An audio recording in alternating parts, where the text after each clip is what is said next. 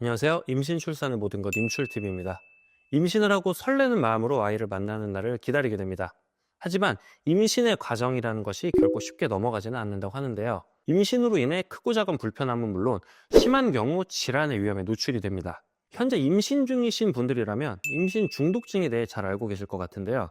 대표적인 임신성 질환 중 하나입니다. 임신 중독증은 주로 산모에게 두통, 부종 등의 증상과 심한 경우 조산 등 출산에도 영향을 줄 수 있다고 하는데요. 임신 중독증 외에도 임신 중 특히 조심해야 하는 임신성 질환들이 있습니다. 오늘은 산모라면 꼭 알고 있어야 하는 대표적인 임신성 질환들에 대해 하나씩 알아보도록 하겠습니다.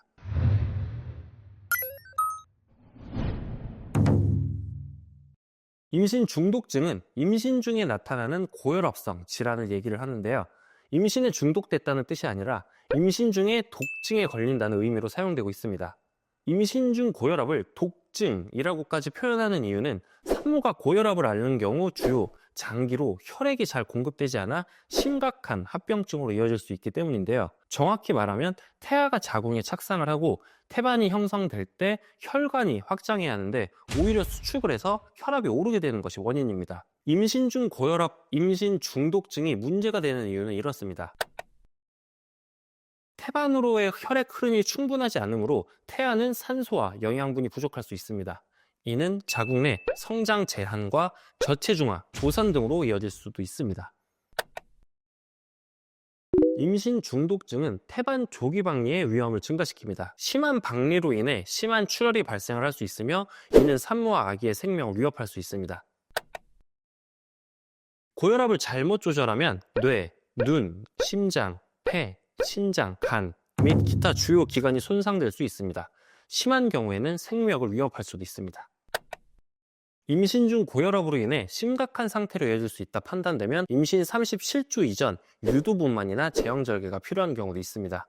임신 중독증의 대표적인 증상으로는 첫 번째 고혈압, 두 번째 단백뇨 증상, 세 번째 최근 일주일간 1kg 이상 체중이 급격하게 증가한 경우, 네 번째는 두통이 심하고 잘 낫지 않는 경우, 다섯 번째는 얼굴이나 손, 발의 붓기가 심하며 꾹 눌렀을 때 살이 푹 꺼지는 경우, 여섯 번째는 갑자기 앞이 뿌옇게 보이는 경우, 일곱 번째는 갈비뼈 아랫부분을 누르면 통증이 있는 경우입니다. 고혈압과 단백뇨는 임신 후반기에 가면 쉽게 관찰되는 증상이기 때문에 임신 중독증과 바로 연결짓기 어렵지만 나머지 증상 중 하나라도 함께 나타난다면 바로 병원을 찾아 진료를 받아봐야 합니다. 임신 중독증은 갑자기 진행될 수 있기 때문인데요. 고령 산모이거나 비만, 당뇨, 만성 고혈압인 경우, 쌍둥이 임신인 경우엔 각별히 주의를 해야 합니다.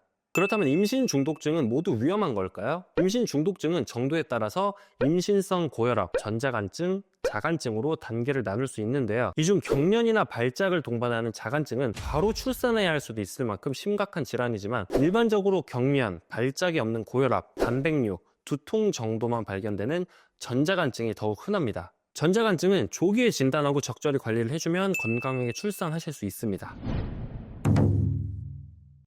다음에 알아볼 질환은 임신성 당뇨입니다. 임신성 당뇨를 줄여서 임당이라고 많이 부르시는데요. 흔히 당뇨라고 하며 인슐린 분비 부족으로 탄수화물, 단백질, 지방 대사에 이상이 발생하는 걸 말합니다. 임신성 당뇨는 임신으로 인해 주로 임신 중기나 후기의 당대사의 생리학적 변화가 과장되어 나타나는 질병입니다. 임신이 끝나면 임신성 당뇨도 사라지게 됩니다.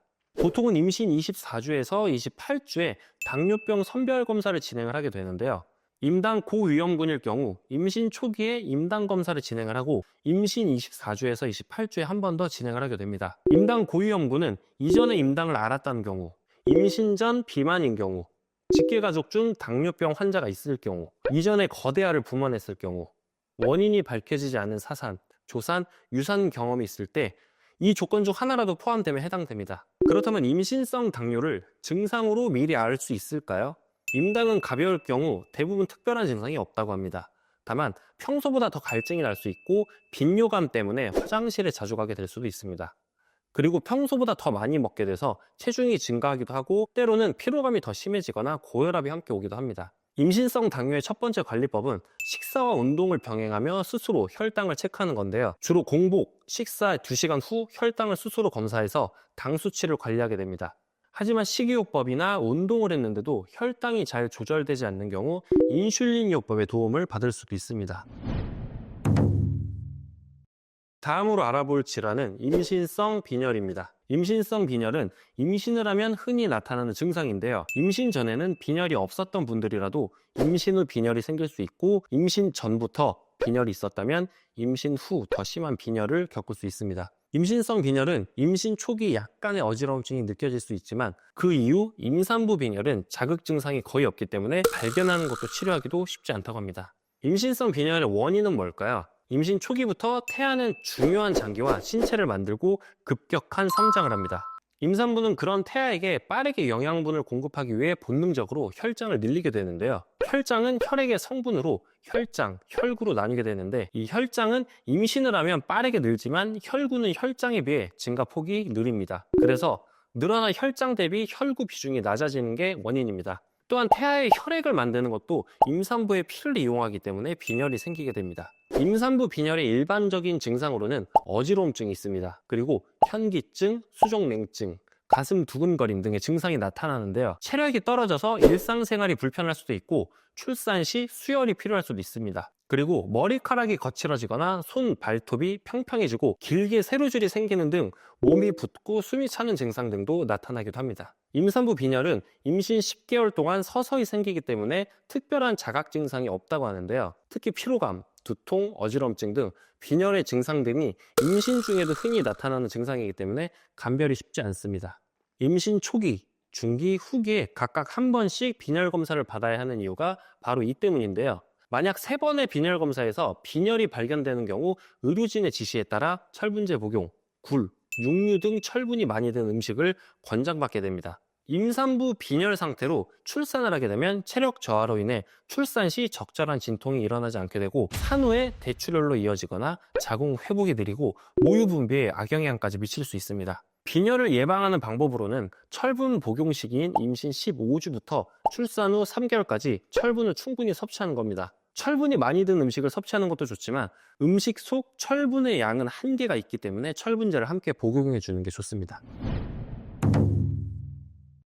다음으로 알아볼 질환은 임신소양증입니다. 임신소양증은 일종의 면역질환으로 임신에 의해 온몸이 가려지는 증상을 말합니다. 임신으로 인한 면역체계의 변화와 피부 팽창에 의해 발생을 하는데요. 복부, 팔, 다리에 특히 심하게 발생을 하며 출산 후 자연스럽게 사라지지만 간혹 출산 후 수개월이 지나도록 지속되기도 하며 다음 임신 때 다시 나타나기도 합니다. 아기의 성장 속도가 빠른 임신 후기에 나타나며 임신 마지막 5주에 가장 심한데 드물게는 임신 초기부터 소양증으로 고생하는 산모도 있습니다. 임신 소양증 중 임신 담증 정체성 소양은 심하면 조산, 태아 곤란증, 태아 사망까지 진행될 수 있어서 각별한 주의가 필요한데요. 초기 가려움증이 손, 발바닥에 국한되거나 황달을 동반하는 경우 치료를 받는 게 좋습니다. 임신 소양증, 임신 중 가려움증이 심할 때는 어떻게 관리를 하는 게 좋을까요? 피부의 온도를 낮춰주면 가려움증이 완화됩니다. 너무 가렵다면 실내 온도를 20도 내외로 조절을 하고 오이나 알로에를 얇게 잘라 피부에 붙여주면 좋습니다. 단 감기로 인해 열이 나면 증상이 더 심해질 수 있으므로 피부의 온도가 지나치게 낮아져 감기에 걸리지 않도록 주의해야 합니다. 피부가 건조해지지 않도록 보습제를 자주 발라주는 것이 좋습니다. 또한 가습기를 사용하여 실내 공기가 건조해지지 않도록 조절해주면 좋습니다. 땀을 흘리거나 특별히 더러워지지 않았다면 샤워는 미지근한 물로 주 2에서 3회 10분 내외로 하는 것이 좋습니다. 대중목욕탕에 온탕에 몸을 담그거나 떼수건 사용과 같이 피부에 자극되는 행동은 피해 주시는 게 좋습니다.